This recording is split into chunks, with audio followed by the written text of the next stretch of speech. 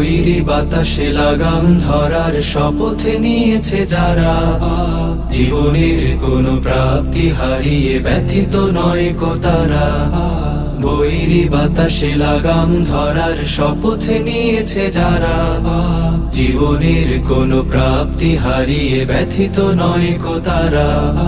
যারা শুধু চায় রবের ভক্তি, এ পথে চলার অসীম শক্তি, প্রতিদান তার প্রভুর কাছে তো সুখের নহর ধারা।